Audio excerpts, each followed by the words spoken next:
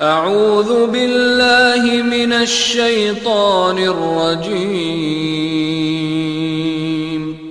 بسم الله الرحمن الرحيم الله الله الله الله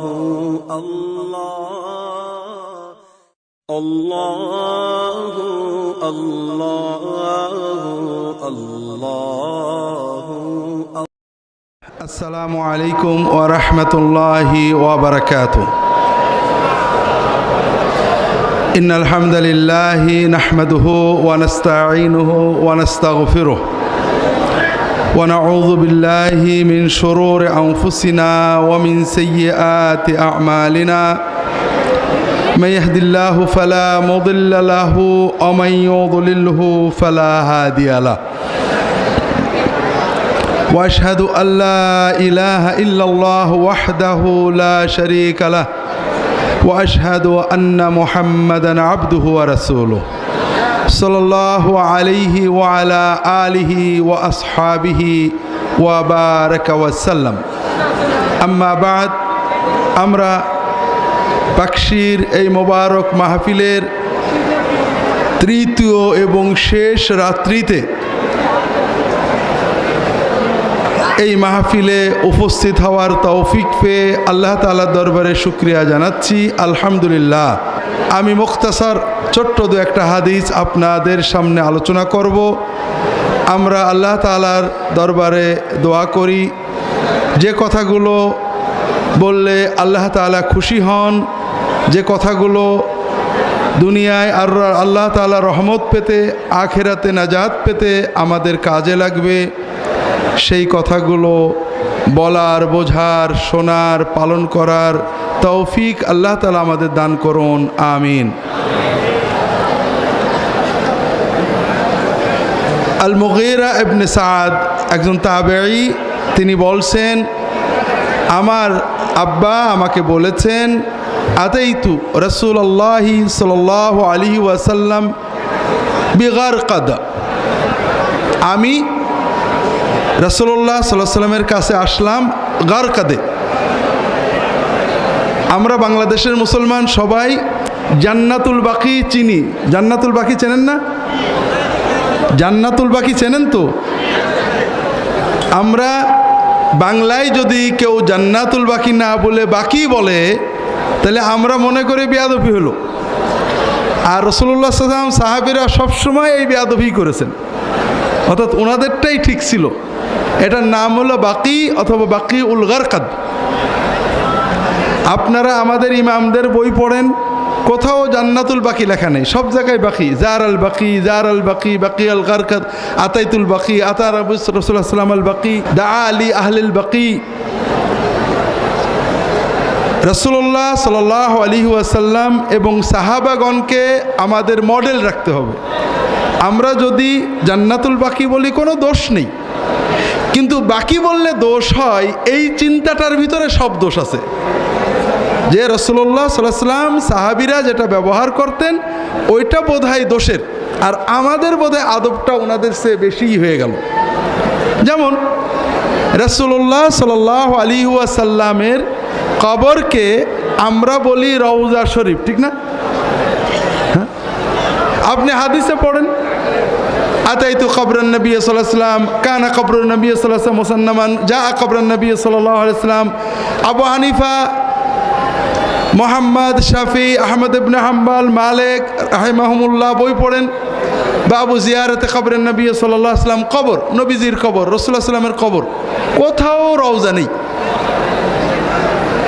রওজাটা হলো কবর এবং মিম্বরের মধ্যবর্তী জায়গার নাম। মা বাইনা কবরি ওয়া মিম্বরি রওজা, আমার কবর এবং মিম্বরের মাঝখানের জায়গা, মসজিদের জায়গাটুকের নাম হলো রওজা মিন রিয়াদিল জান্নাহ। আমরা কবরটাকে রওজা বানাইছি আর মসজিদের জায়গাটুকে রিয়াদুল জান্নাহ বানাইছি, দুটোই অন্যায়। রাসূলুল্লাহ সাল্লাল্লাহু আলাইহি ওয়াসাল্লামের পরিভাষা নষ্ট করা, সুন্নতের চেয়ে বেশি আদব করার চেষ্টা করা, যেটা এক পর্যায়ে আমাদের মনের ভিতরে সুন্নতের প্রতি অবজ্ঞা এনে দেয়। তো যাই হোক ভাইরা, এই ব্যক্তি বলছেন, আমি আসলাম গারকাদের ওখানে রাসূলুল্লাহ সাল্লাল্লাহু আলাইহি ওয়াসাল্লামের কাছে। ফাখাস্তু বিজিমামি নাকাতিহি, আমি তার উটের রশিটা ধরলাম। ফাদুফিআতু আনহু, লোকজন আমাকে, এই খবরদার নবীজির উট ধরছো কেন, কি হয়েছে কি হয়েছে কি হয়েছে, সবাই আমাকে তাড়িয়ে দিতে গেল, ধাক্কা দিতে গেল। তখন রাসূলুল্লাহ সাল্লাল্লাহু আলাইহি ওয়াসাল্লাম বললেন, না না না, ওকে ওকে কিচ্ছু বলো না, ওকে আসতে দাও। মা আরাবুম মা কাদ জাআ বিহি, নিশ্চয়ই কোনো দরকারে আসছো, এমনি আসতে নাকি, ওকে আসতে দাও আমার কাছে। কথা কি বুঝতে পারছেন ভাই? আপনারা কি আমার কথা শুনছেন? তো শুনছেন না? তাহলে রাসূলুল্লাহ সাল্লাল্লাহু আলাইহি ওয়াসাল্লামের কাছে সবাই যেতে পারত, যে কোনো মানুষ তার কাছে যে প্রশ্ন করতে পারত। একেবারে বিশেষ করে যুবকদের জন্য তিনি ছিলেন উন্মুক্ত, যুব বান্ধব। যুবকদের অন্যায়গুলোকে, ভুলগুলোকেও পজিটিভ নিতেন, প্রশ্ন করত বিভিন্ন সময়ে। ছোট ছোট কয়েকটা উদাহরণ দেখেন, আমরা কেমন আর রাসূলুল্লাহ কেমন ছিলেন, আমরা আলেম উলামা পীর মাশায়েখ দায়রা কেমন, আর রাসূলুল্লাহ সাল্লামের সুন্নত মানহাজ কেমন ছিল। একজন কিশোর যুবক মসজিদে ঢুকেছে, মসজিদে ঢুকে দেখে যে রাসূলুল্লাহ সাল্লাল্লাহু আলাইহি ওয়াসাল্লাম রুকুতে চলে গেছেন। আমরা যদি মসজিদে যাই, মসজিদে যে দেখি ইমাম রুকুতে গেছে, তখন আমরা কি করি? আমরা সরল বাংলা অর্থে খিচে দৌড় দিই, দৌড়ে যে কাতারে দাঁড়ানোর চেষ্টা করি। আমি বোধহয় প্রথম দিনে বলেছিলাম এটা একটা অন্যায় কাজ। তো যাই হোক, ওই যুবক দৌড় দেননি। ওই যুবক যখন দেখলেন রাসূলুল্লাহ সাল্লাল্লাহু আলাইহি ওয়াসাল্লাম রুকুতে চলে গিয়েছেন, আর রুকু থেকে উঠে গেলে তো রাকাতটা আর পাওয়া গেল না, ওই যুবক আরও একটা মজার কাজ করেছেন। উনি দরজার উপরেই আল্লাহু আকবার বলে রুকুতে চলে গেছে, দরজার ওখানেই নিজে একা একা রুকুতে চলে গেছে। এরপরে রুকু অবস্থায় হাঁটতে হাঁটতে, রুকু অবস্থায় খেয়াল করেন, রুকু অবস্থায় হাঁটতে হাঁটতে উনি কাতারে যেয়ে দাঁড়িয়েছেন। আমাদের বাংলাদেশের কোনো মসজিদে যদি কেউ এরকম করে, আপনারা কি করবেন? হ্যাঁ, নামাজের ভিতরে তো সবাই তাকাবে, নামাজের পরে ওর অবস্থা খারাপ হয়ে যাবে। কিন্তু সাহাবীরা কিছুই বলেননি। ওই যুবক নিজে থেকে চিন্তা করলো, তাই তো কোনো ভুলটুল হলো নাকি। ও যে রাসূলুল্লাহ সাল্লাল্লাহু আলাইহি ওয়াসাল্লামের কাছে চলে গেল, যে বলল, ইয়া রাসূলুল্লাহ, আমি তো আজকে এই কাজ করে ফেলেছি, জামাতে রাকাত ধরার জন্য দরজার কাছেই একাকী রুকু করে, রুকু অবস্থায় হেঁটে হেঁটে কাতারে ঢুকেছি। আমরা আবারও কল্পনা করি, আমাদের সমাজে কোনো যুবক যদি আমার মতো কোনো ইমামের কাছে যে এই রকম প্রশ্ন করে, তাহলে প্রথমেই আমরা রাগ করব, এই মেয়ে তো নামাজ পড়তে বলেছে কে, একটু মসলা মাসাইল জানো না, এই কাম কেউ করে নাকি? কথাটা কি বুঝতে পারছেন? আমাদের কোনো মসজিদে যদি একটা যুবক প্রবেশ করে নামাজের জন্য, তার পরনে আছে 3/4, মাথায় টুপি নেই, গায়ে একটা গেঞ্জি, ও নামাজে দাঁড়াইছে, আপনারা কি ওকে রাগ করবেন না আদর করবেন? কি করবেন ভাই? রাগ করবেন, নানান কথা বলবেন। কোনো মসজিদে ফরজ নামাজের পরে যদি সুন্নত না পড়ে ছেলেরা বেরিয়ে যায়, রাগ করবেন না আদর করবেন? তারাবির জামাতে 20 রাকাত না পড়ে 4 রাকাত, 6 রাকাত, 8 রাকাত পড়ে যদি যুবকেরা কেউ বেরিয়ে যায়, রাগ করবেন না আদর করবেন? তবে যদি মসজিদে ওরা মোটেই না ঢোকে, ফরজ নামাজেও ঢোকে না, তারাবির নামাজেও ঢোকে না, কোনো নামাজে ওরা মসজিদে না ঢোকে, তাহলে কি কেউ রাগ করবেন? তাহলে কি বোঝা গেল? মসজিদে যাওয়া, ফরজ নামাজ পড়া, তারাবির নামাজ পড়া এগুলো একটা নফল কাজ। যদি করো তাহলে ভালো করে টুপিটা মাথায় দিয়ে জুব্বা জব্বা পরে করো, আর যদি মোটেই না করো তাহলে কোনো সমস্যা নেই, তুমি ভালো লোক। এটা কি ইসলাম কি না? এটা ইসলাম না। আপনার তো দায়িত্ব ছিল আপনি ওই যুবককে আদর করবেন, যে মাশাআল্লাহ বাবা তোমার মতো হাজার হাজার যুবক মসজিদে আসেনি, তুমি এসেছো বাবা, আমি দোয়া করি আল্লাহ তোমাকে বড় করুক, তুমি এই কাজটা করো। আল্লাহ রসুল সাল্লাল্লাহু আলাইহি ওয়াসাল্লাম যুবকের ভুলটা না ধরে তার পজিটিভ চিন্তা করলেন। একজন মানুষ ফরজ পড়েছে সুন্নত পড়েনি, সে বেশি অন্যায় করলো, না একজন ফরজও পড়েনি সুন্নতও পড়েনি সে বেশি অন্যায় করলো? একজন তারাবি মোটে পড়িনি সে বেশি অন্যায় করলো, না একজন ঈশান নামাজ জামাতে পড়লো, তারাবিও 4 রাকাত 6 রাকাত 8 রাকাত 10 রাকাত পড়লো চলে গেল, অন্যায়টা কার বেশি হলো? তা আমরা কি করছি ভাইরা?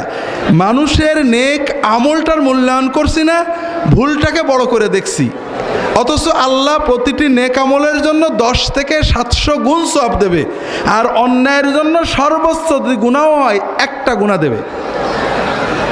আল্লাহ রসুল সাল্লাল্লাহু আলাইহি ওয়াসাল্লামের কাছে ওই যুবক যে যখন জিজ্ঞাসা করলো যে ইয়া রাসূলুল্লাহ আমি তো এই কাজ করে ফেলেছি, রাসূলুল্লাহ সাল্লাল্লাহু আলাইহি ওয়াসাল্লাম কি বললেন? প্রথমে বললেন জাদাকাল্লাহু হিরসান, প্রথমেই তার জন্য দোয়া করলেন। তোমার ভিতরে একটা ভালো গুণ আছে, পজিটিভ দিক আছে, সেটা তুমি নামাজের জামাত ধরার আগ্রহ। খুব ভালো করে বোঝেন, প্রতিটি মানুষের ভিতরে আপনার বিশেষ করে দিনের দায়ীদের, গতকাল আপনাদেরকে বলেছি আল্লাহর দিনের দায়ী হতে হবে। আর দায়ী হতে গেলে অন্তর দিয়ে প্রতিটি মানুষের ভিতরের ভালো গুণটাকে হৃদয় দিয়ে ভালোবেসে ওইটা দিয়ে দাওয়াত দিতে হবে। রাসূলুল্লাহ সাল্লাল্লাহু আলাইহি ওয়াসাল্লাম বললেন জাদাকাল্লাহু হিরসান, আল্লাহ তাআলা এই যে জামাত ধরার জন্য তোমার আগ্রহ, আল্লাহ এটাতে বরকত দিক, তোমার আগ্রহ বাড়িয়ে দিক। আল্লাহ রসুল সাল্লাল্লাহু আলাইহি ওয়াসাল্লাম দোয়া করেছেন, মনটা ভরে গেছে। এরপরে কি বললেন? রাগ করেননি, বলেননি যে আবার যে নামাজ পড়ো, তুমি কেন এরকম করেছো, কিছু শেখনি বেয়াদব, কোনোটাই বলেননি। তিনি বলেছেন লা তাউদ, বাবা এইরকম কিন্তু আর কখনো করো না বাবা। কেউ সুবহানাল্লাহ বলল না। আল্লাহ রসুল সাল্লাল্লাহু আলাইহি ওয়াসাল্লাম কীভাবে মূল্যায়ন করতেন আপনাদের আরেকটা নমুনা দিই। মসজিদের ভিতরে যদি কোনো মুসল্লি 5-6 বছরের, 4-5 বছরের বা 7-8 বছরের কোনো বাচ্চা শিশুকে নিয়ে ঢোকে, আর নামাজ শুরু হওয়ার পরে ওই শিশু একটু কাঁদে ওঠে অথবা চিল্লে ওঠে, আপনারা বাংলাদেশের মুসল্লিরা এবং এই পাকশির এই লক্ষ লক্ষ দিনদার মানুষেরা নামাজের পরে ওই লোকটাকে কি রাগ করবেন কি করবেন না? করবেন। অনেক কথা ইমাম সাহেবই বলবে যে আপনাদের না বলিস এইসব বাচ্চা কাছে নামাজ নষ্ট করবেন না, নিজের নামাজ নষ্ট করলেন অন্যদের নষ্ট করলেন, অনেক রাগ করবে, ঠিক না? আল্লাহ রসুল কেমন রাগ করতেন? আল্লাহ রসুল সাল্লাল্লাহু আলাইহি ওয়াসাল্লামের সময় 7 বছরের কম বাচ্চারা মসজিদে যেত মায়ের সাথে, আর 7-এর বড়রা যেত বাপের সাথে। রাসূলুল্লাহ সাল্লাল্লাহু আলাইহি ওয়াসাল্লাম নামাজে দাঁড়িয়েছেন, মসজিদের শেষ মাথায় মেয়েদের ভিতরে বাচ্চা কেঁদে উঠেছে। আমরা হইলে কি করতাম? নামাজের সালাম ফিরিয়ে বকা দিতাম যে তোমাদের জন্য মসজিদ আসা জরুরি নাকি? তোমরা তো ঘরে পড়লেই সওয়াব বেশি, কেন বাচ্চা কাছে নিয়ে আসছো? আমাদের নামাজগুলো নষ্ট করে দিলে বাবারা। কত কথা বলতাম। মেয়েদের জন্য মসজিদে জামাতে যাওয়া ফরজ নয়, ওয়াজিব নয়, সুন্নত নয়, কিছুই না।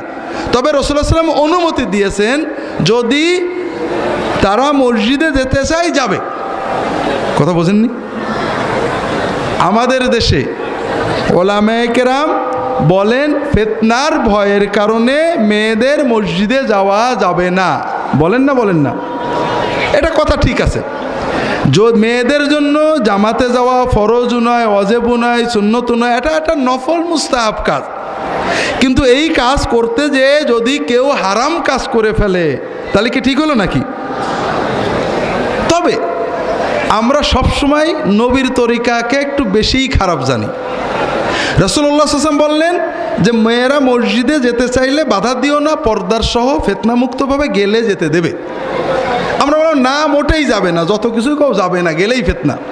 তবে ওয়াজ মাহফিলে মেয়েদের যেতে কিন্তু কেউ বাধা দেয় না, দেয় নাকি? দেয়। হুজুরা কি নিষেধ করেন?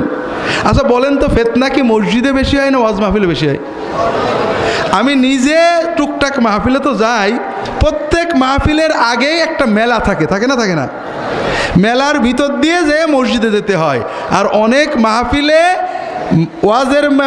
ওয়াজ মাহফিলের চেয়ে মেলা মাহফিলের জনসংখ্যা বেশি থাকে, থাকে নাকি? হ্যাঁ। তা আমি যখন গাড়ি চড়ে যাই দেখি যে ওই মেলার মাহফিলে মেয়েরা আসছে, ওয়াজ মাহফিলের জন্যই আসছে, কারণ বোঝা যাচ্ছে বোরকা পরা আছে, ওড়না পরা আছে, মোবাইলে গল্প করছে, বন্ধুর সাথে কেনাকাটা করছে। তাহলে ফিতনাটা ওয়াজ মাহফিলে বেশি হয় না মসজিদে গেলে বেশি হয়? আমরা ফিতনার পক্ষে নয়, কিন্তু ওয়াজ মাহফিলে মেয়েদের যেতে দিই, হয়তো বলি যে পর্দার সাথে যাবেন, ফিতনা না হয়, এগুলো সব ঠিক আছে, কিন্তু মসজিদে যেতে দিই না। যতই বলি যে মসজিদে ফিতনা ছাড়া আলাদাভাবে যদি মেয়েরা পর্দায় যেতে পারে সমস্যা নেই, তবু আপনাদের মনে শান্তি হয় না। কারণ রাসূলুল্লাহ সাল্লাম যেহেতু বলেছেন যে তোমরা যেতে দিও, আমাদের কথা হলো না, আমরা যেতে দেব না। তো যাই হোক, রাসূলুল্লাহ সাল্লাল্লাহু আলাইহি ওয়াসাল্লামের সময়ে মেয়েরা পিছনে দাঁড়াতেন। রাসূলুল্লাহ সাল্লাল্লাহু আলাইহি ওয়াসাল্লাম বলছেন যে আমি অনেক সময় নামাজ শুরু করি যে আজকে একটু লম্বা কেরাত পড়ব, কিন্তু পিছন থেকে বাচ্চাদের, ছোট বাবুদের, ছোট বাচ্চাদের কান্না যখন শুনি, তখন আমার মনে হয় ওই বাচ্চাটার মার মনটা নিশ্চয়ই কষ্ট পাচ্ছে। ও তো বাচ্চাকে কোলে নিতে পারছে না, সান্ত্বনা দিতে পারছে না, কিন্তু বাচ্চার কান্নায় মায়ের মনটা কত খারাপ লাগছে, কত অস্থির লাগছে। কাজেই আমি লম্বা না করে, নামাজটাকে দীর্ঘায়িত না করে, আমি নামাজটা সংক্ষেপ করে তাড়াতাড়ি সালাম ফিরিয়ে দিই। রাসূলুল্লাহ সাল্লাল্লাহু আলাইহি ওয়াসাল্লাম ছিলেন দরদি। মেয়েটা মসজিদে আসছে, নামাজ পড়তে আসছে, তার বাচ্চা কাঁদছে, কষ্ট হচ্ছে, তাড়াতাড়ি নামাজ শেষ করে দিয়েছেন। আর আমরা কি করব? আমরা উল্টো রাগারাগি গাল দেব। কথা কি বুঝতে পারছেন ভাইরা? তো যাই হোক, যেটা বলছিলাম, এই রকম যে প্রশ্নগুলো করা হতো, প্রশ্নও করতেন রাসূলুল্লাহ সাল্লাল্লাহু আলাইহি ওয়াসাল্লামের কাছে যুবকেরা বেশি। ইমাম হাকিম নাইসাবুরি তার মুস্তাদরাক গ্রন্থে একটা হাদিস এনেছেন। হাদিসটা তিনিও সহিহ বলেছেন, ইমাম জাহাবি, অন্যান্য মুহাদ্দিসরাও সহিহ বলেছেন। এই হাদিসের কিছু অংশ, মূল অংশ ইবনে মাজাহ এবং অন্যান্য গ্রন্থেও রয়েছে। আব্দুল্লাহ ইবনে ওমর রাদিয়াল্লাহু তাআলা আনহু বলছেন, কুনতু আশরাতিন ফি মসজিদি রাসূলিল্লাহি সাল্লাল্লাহু আলাইহি ওয়াসাল্লাম। আব্দুল্লাহ ইবনে ওমর তখন যুবক, উনি যখন মদিনায় হিজরত করে গেছেন, কেবল সাবালক হননি। সেই যুবক একেবারেই কিশোর, কৈশোর থেকে যৌবনে উঠছে, এই 15-16 বছরের যুবক। তিনি কি বলছেন? আমি মদিনার মসজিদে নববীতে রাসূলুল্লাহ সাল্লাল্লাহু আলাইহি ওয়াসাল্লামের সাথে বসেছিলাম, মাত্র 10 জন মানুষ সেখানে ছিল, 10 জনের একজন আমিও ছিলাম। এই যে 10 জন মসজিদে বসেছিল, এটা কি নামাজের সময় না অন্য সময়? বলেন না আপনারা? নামাজের সময় তো। আপনারা বুঝতে পারেননি, রাসূলুল্লাহ সাল্লাল্লাহু আলাইহি ওয়াসাল্লামের মসজিদটা হলো 100 হাত বা 100 হাত, বিরাট মসজিদ। এই মসজিদে নামাজের সময় কি অল্প মানুষ হতো না বেশি মানুষ হতো? কারণ আমরা বাংলাদেশের মুসলমানদের কাছে মুসলমানকে, যে মুসলমানের ছেলে মুসলমানই নিয়েছে সেই তো মুসলমান, ঠিক না? মুসলমানি নাম যেটা কাম, এটার সাথে ইসলামের কোনো সম্পর্ক নেই। এটা ইসলামের একটা সুন্নত বা ওয়াজিব কাজ। কিন্তু প্রবলেম হলো, আমাদের এই পাক ভারত উপমহাদেশে মুসলমান, গায়ের মুসলমান, মুসলমান অমুসলমান, আমল আখলাক দেখে বোঝা যায় না। মুসলমানও মিছে কথা কয়, অমুসলমানও মিছে কথা কয়। মুসলমানও গাঁজা খায়, অমুসলমানও গাঁজা খায়। মুসলমানও দুর্নীতি করে, অমুসলমানও দুর্নীতি করে। মুসলমানেরও দাড়ি নেই, অমুসলমানেরও দাড়ি নেই। মুসলমানও নামাজ পড়ে না, অমুসলমানও নামাজ পড়ে না। তাহলে মুসলমান আর অমুসলমানের পার্থক্য করার কোনো উপায় নেই, একমাত্র কাপড় খোলা ছাড়া। এই জন্য এই কাজটার নাম মুসলমানি হয়ে গেছে, কিন্তু আসলে এটা মুসলমানি না। আর যে মুসলমান ঈদের নামাজে যায় সে ভালো মুসলমান, আর যে মুসলমান 5 ওয়াক্ত নামাজ মসজিদে যায়, আরে বাপরে, এ তো সে অন্য কিছু। তবে ওলি আল্লাহ না, 5 ওয়াক্ত নামাজ যে মসজিদে পড়ে সে কি ওলি আল্লাহ? ওলি আল্লাহকে, ওলি আল্লাহ যে নামাজ পড়ে না, দাড়ি রাখে না, রোজা রাখে না, বস্তা পরে, শর্ট পরে, মিছে কথা কয়, এরা হলো ওলি আল্লাহ, ঠিক না? হ্যাঁ, তো যেটা বলছিলাম, রাসূলুল্লাহ সাল্লাল্লাহু আলাইহি ওয়াসাল্লামের সময়ের ইসলামটা এরকম ছিল না। মুসলমানকে যে 5 ওয়াক্ত নামাজ জামাতে পড়ে সে হলো মুসলমান, আর যে 2-1 ওয়াক্ত নামাজ জামাত বাদ দেয়, কিছু নামাজ জামাতে পড়ে, কিছু ঘরে পড়ে, এ হলো মুনাফেক মুসলমান। আর যে নামাজ পড়ে না তার তো কোনো ভিসাই নেই। কথা বোঝেননি? তাহলে রাসূলুল্লাহ সাল্লাল্লাহু আলাইহি ওয়াসাল্লামের মসজিদে নামাজের সময় কি অল্প মানুষ হতো না বেশি মানুষ? পুরো মসজিদ ভরে যেত, সামনে পুরুষেরা, শেষের দিকের কাতারে মহিলারা।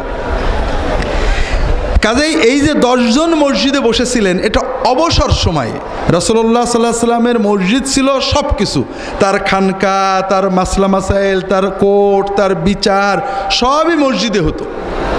তিনি বসে আছেন, অফ সময়ে দেখেন, লক্ষ্য করেন, আমাদের হুজুরদের পাশে থাকে মুরব্বীরা, দাড়ি পাকা, চোখে ভালো দেখে না, এরাই হুজুরদের আশেপাশে থাকে, ঠিক না বেঠিক?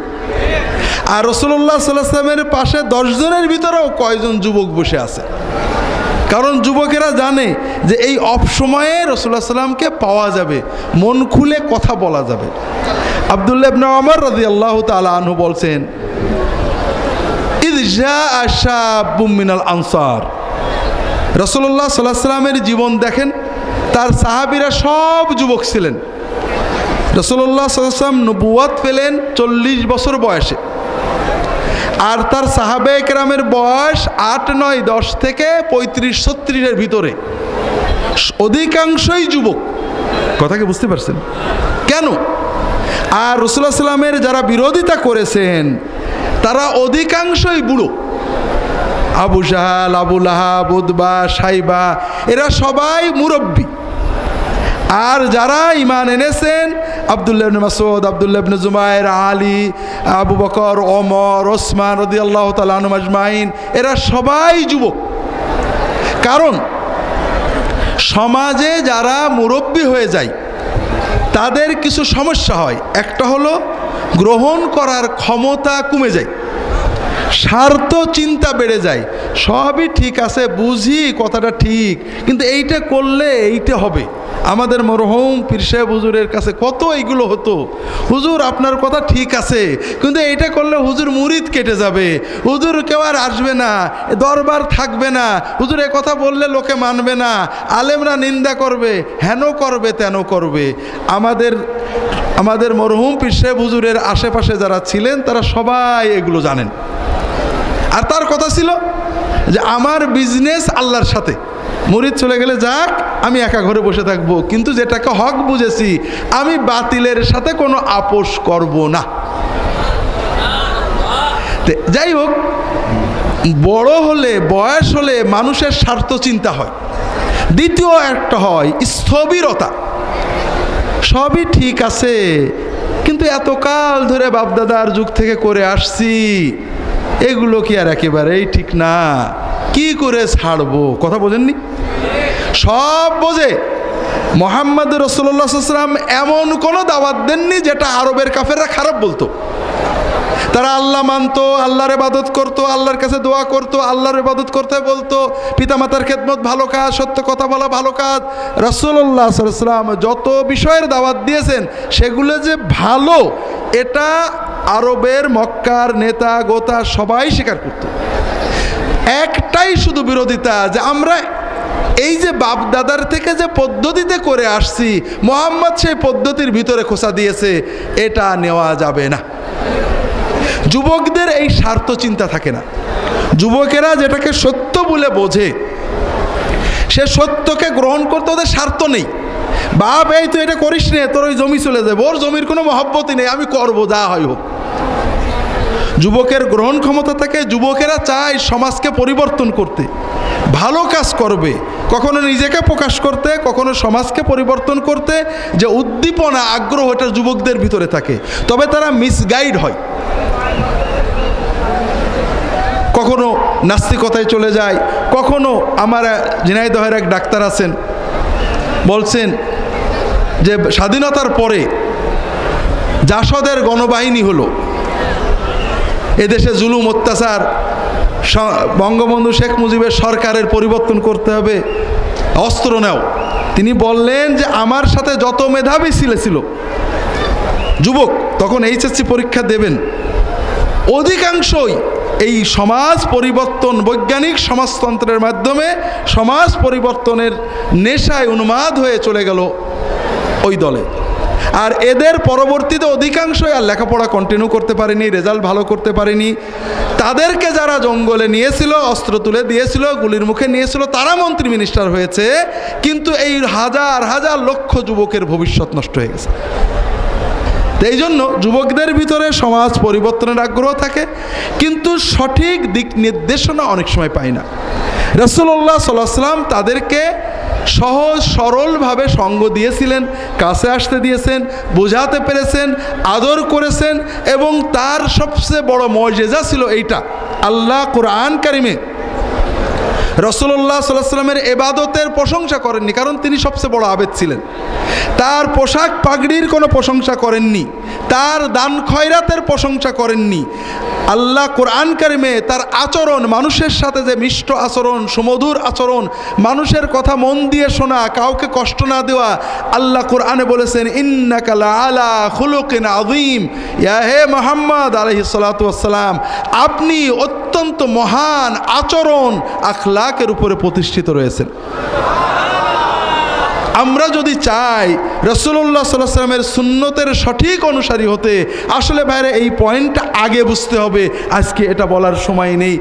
যেটা বলছিলাম, আব্দুল্লাহ ইবনে ওমর রাদিয়াল্লাহু তাআলা আনহু বলছেন, আমরা বসে আছি 10 জন, এই সময় এক যুবক আসলো, মাদানী যুবক, আনসারি যুবক, মদিনার স্থায়ী একজন যুবক।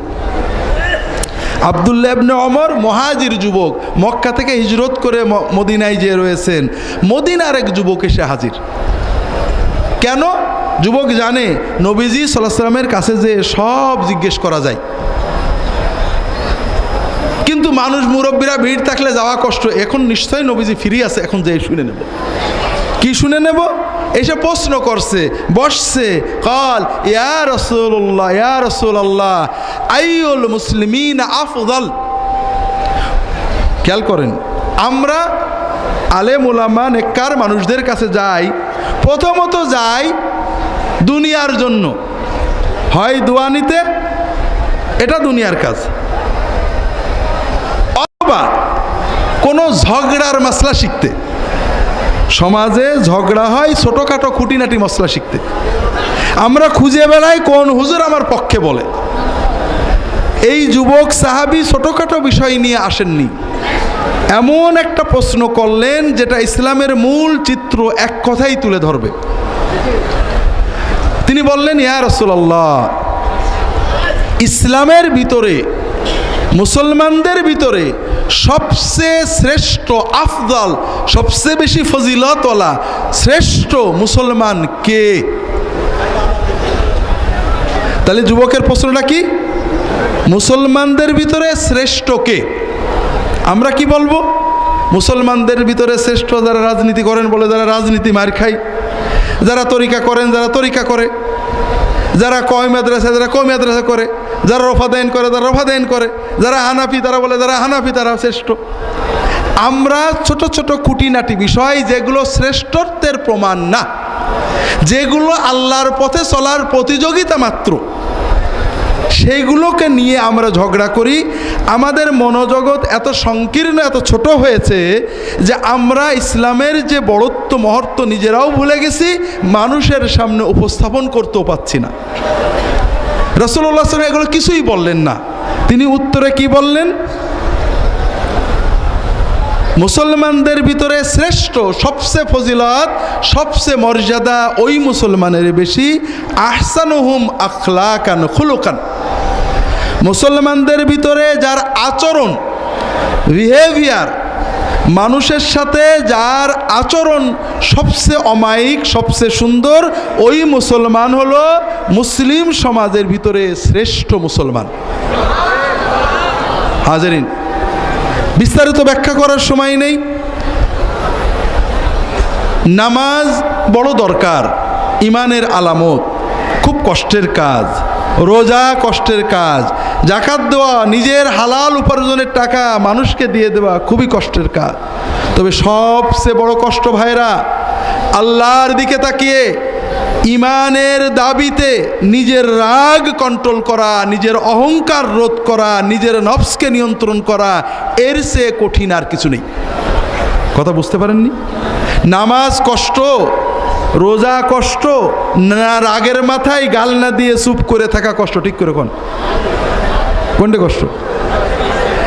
সকাল থেকে সন্ধ্যা পর্যন্ত মুসলমান 17 ঘন্টা, 16 ঘন্টা, 15 ঘন্টা না খেয়ে না পান করে ক্ষুধা পিপাসায় বুকের ছাতি ফাটিয়ে রোজা রাখে না? ক্ষুধা থেকে সবর করে আসে, সে গোপনে পানি খেলে কেউ দেখবে না, তারপরেও সে পানি না খেয়ে ভাত না খেয়ে কষ্ট করে না? কিন্তু ওই মুসলমানই ওই রোজা অবস্থায় একজন একটা বাজে কথা করলে ভট করে রেগে খারাপ কথা বলে না? তাহলে 17 ঘন্টা না খেয়ে থাকা কঠিন, না রাগের মাথায় নিজেকে নিয়ন্ত্রণ করা কঠিন? হ্যাঁ, আপনারা বলবেন রাগ তো একটা মানে ন্যাচারাল, এ তো হুজুর কন্ট্রোল করা যায় না। এটাও একটা মিথ্যা কথা। আপনি প্রচণ্ড রেগেছেন, একজন রিক্সাওয়ালা আপনার পায়ের উপর চাকা তুলে দিয়েছে বা আপনার জামা ছিঁড়ে দিয়েছে, একজন গরিব মানুষ বাজে কথা বলেছে, একটা ফকির আপনার ধাক্কা দিয়েছে, আপনি যাচ্ছিলেন মসজিদ থেকে বেরিয়ে একটা ফকির জামা ধরে টান দিয়েছে, আপনি রেগে চোখ লাল করে তাকিয়েছেন, ঘুষি দেবেন বা রাগ করবেন। এমন সময় দেখেন আপনার পাশেই এমপি সাহেব দাঁড়িয়েছে, আপনাকে ডাক দিয়েছে, আপনার রাগ কি থাকবে? তাহলে এমপিকে দেখার কারণে আপনার রাগটা চলে গেল, ঠিক না? আপনি ঘরে বউয়ের সাথে অথবা আপনার বউ স্বামীর সাথে ঝগড়া করছে, রাগ একেবারে চোখ লাল হয়ে গেছে প্রচণ্ড। এমন সময় দেখেন ঠক করে দরজায় কেউ কি করছে, ঠক করছে, নক করছে। আপনি রাগে চোখ ফুলিয়ে কে বিরক্ত করে এই অসময়ে দরজা খুললেন, দরজা খুলে দেখেন আপনার বস দাঁড়িয়ে আছে, রাগ তো থাকবে? রাগ থাকবে তো? থাকবে না। আপনি ঝগড়া করছেন আপনার বউয়ের সাথে, স্বামীর সাথে, অথবা বন্ধুর সাথে, অথবা আপনার কোনো অধীনস্থ একেবারে রেগে চোখ লাল হয়ে গেছে, যা তা গাল দিচ্ছেন, মোবাইল বেজে উঠলো, মোবাইল মনে হলো ফেলে দেবো, তাকাই দেখি প্রধানমন্ত্রী দপ্তর থেকে ফোন করেছে। রাগ থাকবে? থাকবে না? থাকবে না। তাহলে আমরা যে বলি রাগ দমন করা যায় না, এটা মিছে কথা। রাগ খুব দমন করা যায়। কথা হলো আপনি কাকে দেখে দমন করবেন, এমপিকে দেখে, বসকে দেখে, প্রধানমন্ত্রীর দপ্তরের মোবাইল দেখে, নাকি আল্লাহকে দেখে রাগ বন্ধ করবেন? এইটা হলো ঈমান। কথা বুঝতে পেরেছেন? যখন আপনার ঈমান সবসময় অ্যাক্টিভ থাকবে, প্রচণ্ড রাগ হয়েছে, চড় মারতে কিল মারতে মন চাচ্ছে, গাল দিতে মন চাচ্ছে, কিন্তু আল্লাহ দেখছে, বেফাস কথা বললে রাগ করবে। আল্লাহ কুরআন কারিমে বলেছেন, ওয়াসারিউ ইলা মাগফিরাতিম মির রাব্বিকুম ওয়া জান্নাতিন আরদুহাস সামাওয়াতু ওয়াল আরদু উইদ্দাত লিল মুত্তাকিন। তোমরা দৌড়াও সেই জান্নাতের দিকে, তোমরা দৌড়াও সেই জান্নাতের দিকে যে জান্নাত আসমান জমিনের মতো প্রশস্ত। সেই জান্নাত আল্লাহ বানিয়েছেন মুত্তাকিদের জন্য। সেই মুত্তাকি কারা? টুপি, জুব্বা, পাগড়ি, তাহাজ্জুদ কোনোটাই রাসূলুল্লাহ আল্লাহ কোরআনে বললেন না। কোন মুত্তাকি? আল্লাযীনা ইউনফিকুনা ফিস সাররা'i ওয়াদ-দাররা ওয়াল কাযিমিনাল গায়যা ওয়াল আফিনা আনিন নাস। আল্লাহ মুত্তাকি, যে মুত্তাকিদের জন্য জান্নাত বানিয়েছেন, সেই মুত্তাকিদের পরিচয় দিয়ে 4টে কোয়ালিটি বলেছেন। 1 নম্বর হলো তারা অভাব থাক আর সচ্ছল থাক, দারিদ্র থাক আর সম্পদ থাক, সবসময় যতটুকু পারে আল্লাহর পথে ব্যয় করে। ব্যয় করে মানে কি? দরগা মাজারে সিন্নি দেয় না, ব্যয় করে কিভাবে? আল্লাহ কোরআন অন্য জায়গায় বলেছে, কুল মা আনফাকতুম মিন খাইরিন ফালিল ওয়ালিদাইনি ওয়াল আকরাবিন ওয়াল ইয়াতামা ওয়াল মাসাকিন ওয়া ইবনিস সাবিল। তোমরা যদি ব্যয় করতে চাও, ব্যয় করবে কি? আগে মা বাবার জন্য। তোমার সব ব্যয়ের বড় ব্যয় হবে মা বাবার জন্য। এরপরে যদি কিছু থাকে মা বাবার পরে আত্মীয় স্বজন, এতিম, বিধবা, দরিদ্র, অসহায়, মুসাফির, এদের জন্য ব্যয়কে আল্লাহ কোরআনে ব্যয় বলেছেন। কথা বোঝেননি? যে যারা সচ্ছল হোক আর দরিদ্র হোক, সকল অবস্থায় ব্যয় করে।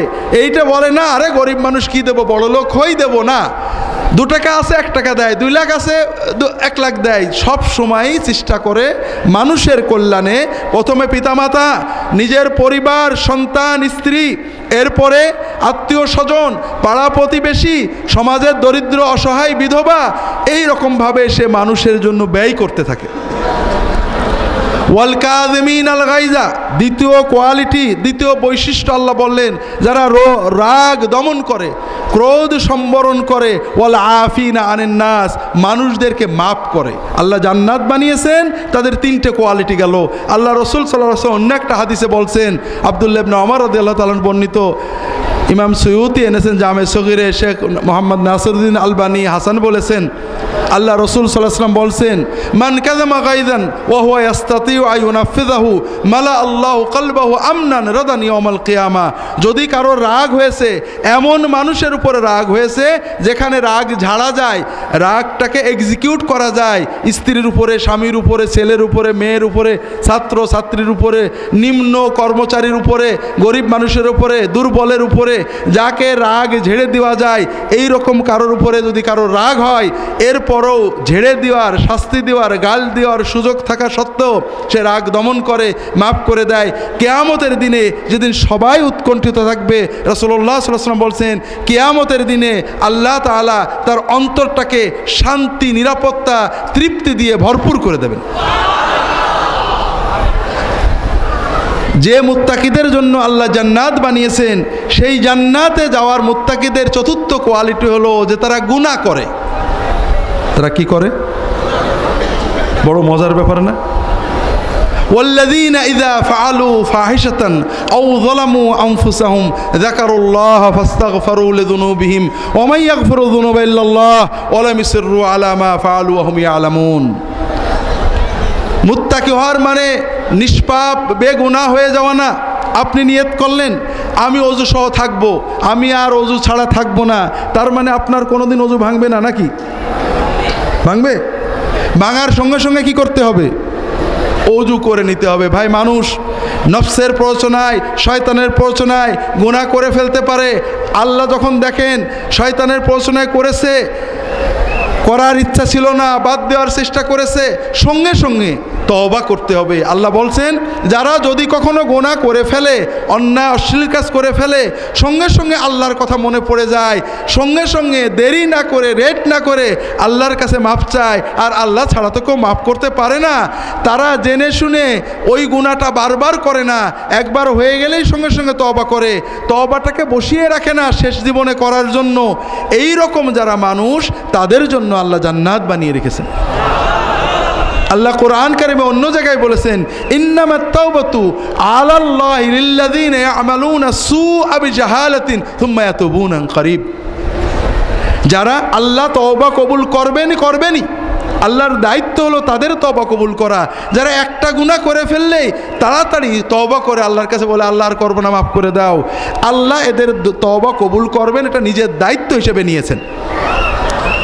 وليست التوبة للذين يعملون السيئات حتى إذا حضر أحدهم الموت قال إني تبت الآن ولا الذين يموتون وهم كفار। আর যারা গুনাহ করে আর জমায়েত হয়ে মরার আগে করব, অথবা গুনাহ নিয়েই মরে যায়, কাফের হয়ে মারা যায়, এদের তওবা আল্লাহ কবুল করেন না। হ্যাঁ, মরণ পর্যন্ত তওবা কবুল হবে, কিন্তু আপনি জীবনের সব গুনাহ জমায়ে রাখবেন না। আপনি প্রতিটি গুনাহ করার সঙ্গে সঙ্গে তওবা করবেন, শেষ জীবনে যেগুলো হবে, মরার একেবারে শেষ নিঃশ্বাস, ঘড়ঘড়ির আগ পর্যন্ত আল্লাহ কবুল করবেন। কিন্তু আমরা যেটা করেছি ভাইরা, আজীবন নিশ্চিন্তে গুনাহ করি, মরার আগে হুজুরের ডেকে এনে তওবা পড়ি। ভাই, আর যাই করেন, আমাদের যাই দেন হাদিয়া তোফা, আপনাদের কোনো লাভ হচ্ছে না।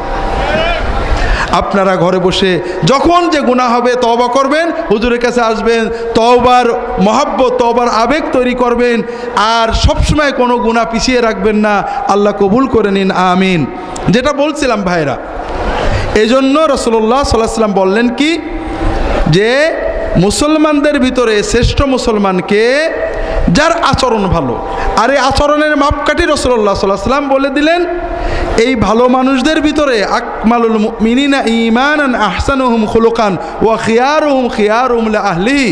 মুমিনদের ভিতরে সেই মুমিনই শ্রেষ্ঠ, তারই ঈমান পূর্ণ যে মানুষের সাথে ভালো আচরণ করে। আর ভালোদের ভালো, বেস্ট অফ দ্য বেস্ট কে, যে বাড়িতে পরিবারের সাথে, বউয়ের সাথে, স্বামীর সাথে ভালো আচরণ করে, সেই হলো বেস্ট মুমিনদের ভিতরে বেস্ট। তো ভাইরা, একজন আমাকে বলছে কালকের ওয়াজ শুনে যে আপনার ওয়াজ লোকেরা পছন্দ করে না, আপনার ওয়াজে কেউ সুবহানাল্লাহ কয় না, আর অন্যান্য হুজুরা ওয়াজ করলে মাশাআল্লাহ অনেক সুবহানাল্লাহ কয়। আমি করবো কি, আমার ওয়াজ পছন্দ হয় না, লোকদের বসে থাকে আলহামদুলিল্লাহ। যেটা বলছিলাম ভাইরা, তাহলে আপনি রাগ দমন করেন, বাইরের মানুষদের সাথে আচরণ ভালো করেন, এটা খুব বড় কাজ। কিন্তু এখানে অনেক সময় লৌকিকতা থাকে। কিন্তু আপনি বাড়ির ভিতরে ঢুকেছেন, ঘরের দরজা বন্ধ করেছেন, আর কেউ নেই, স্বামী স্ত্রী অথবা বাড়ি ছেলে মেয়ে, আব্বা আম্মা, সেখানে আমরা কিন্তু লৌকিকতার চাদর খুলে ফেলি। যে কারণে যে স্ত্রী বান্ধবীদের সাথে, আত্মীয়দের সাথে কি মধুর মধুর কথা বলে, স্বামীর কাছে গেলেই কেমন যেন হঠাৎ করে সব দুষ্টামি বেরিয়ে পড়ে। যে স্বামীটা বন্ধুদের সাথে, পীর ভাইদের সাথে কি সুন্দর মজার মজার অমায়িক গল্প করে চা খাওয়ায়, ঘরে গেলে যেন একেবারে নেকড়ে বাঘ হয়ে যায়। আছে না নেই? এর নাম ঈমান না, এর উল্টোটা ঈমানের দাবি। যে লোকের ভিতরে তো আপনি লৌকিকতাতে ভালো করবেন, হতেই পারে, কিন্তু কেউ দেখছে না, আল্লাহ একা দেখছেন। সেখানেও যখন আল্লাহর দিকে তাকিয়ে আপনি ঈমানে সচেতন হয়ে স্ত্রীর সাথে ভালো ব্যবহার, স্ত্রীর গালি সহ্য করবেন, আপনি তাকে খারাপ কথাটা বলবেন না, আপনি আল্লাহর দিকে তাকিয়ে ভালো কথা বলার চেষ্টা করবেন, সবর করার চেষ্টা করবেন, স্ত্রী স্বামীর সাথে খারাপ আচরণ করবে না, ভালো আচরণ করবে, আল্লাহর দিকে তাকিয়ে সবর করার চেষ্টা করবে, প্রত্যেকে তার দায়িত্ব পালন করার চেষ্টা করবে। এরাই হলো বেস্ট মুমিনদের ভিতরে আল্লাহ তাআলার কাছে বেস্ট। এই যুবক, রাসূলুল্লাহ সাল্লাল্লাহু আলাইহি ওয়াসাল্লামের সময়ের যুবকরাও ছিল বড় মজার। আর এক যুবক, এই যুবকের প্রশ্ন বলছি, আর যেটা প্রথম প্রশ্ন ওটা সর্বশেষ বলার চেষ্টা করব। আর এক যুবক আসছে, রাসূলুল্লাহ সাল্লাল্লাহু আলাইহি ওয়াসাল্লামের খেদমত করছে, মহব্বত করে খেদমত করছে, পানি আগিয়ে দিচ্ছে, মেসওয়াক আগিয়ে দিচ্ছে। রাসূলুল্লাহ সাল্লাল্লাহু আলাইহি ওয়াসাল্লাম বললেন, রাবিয়া ইবনে কাব, তুমি যে আমার খেদমত করলে খুব ভালো লাগলো, তুমি বাবা কি চাও আমার কাছে বলো না। ইয়া রাবিয়া সাল, তুমি আমার কাছে চাও। কে বলছেন? মুহাম্মদ রাসূলুল্লাহ সাল্লাল্লাহু আলাইহি ওয়াসাল্লাম, যিনি আল্লাহর হাবিব, আল্লাহর খলিল, আল্লাহর নবী, যিনি যে কোনো দোয়া করলে আল্লাহ দেবে।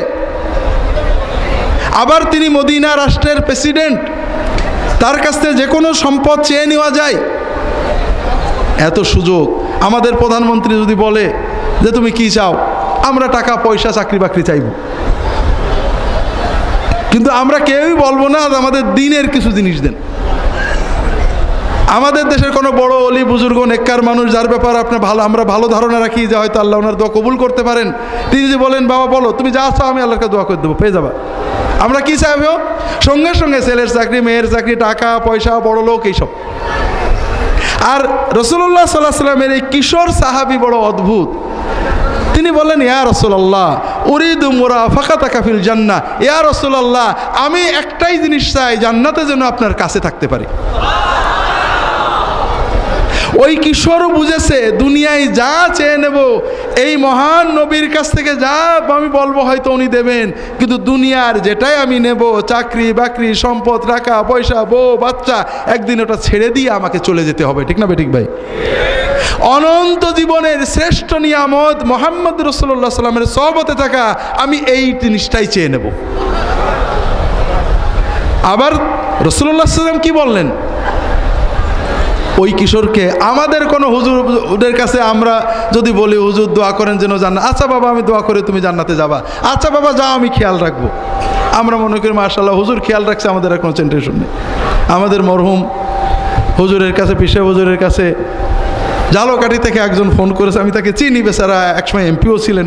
তো হুজুর আমার খুব অসুবিধায়, বিভিন্ন কষ্ট ঝামেলায় আছে, একটু খেয়াল রাখবেন, একটু লক্ষ্য রাখবেন হুজুর।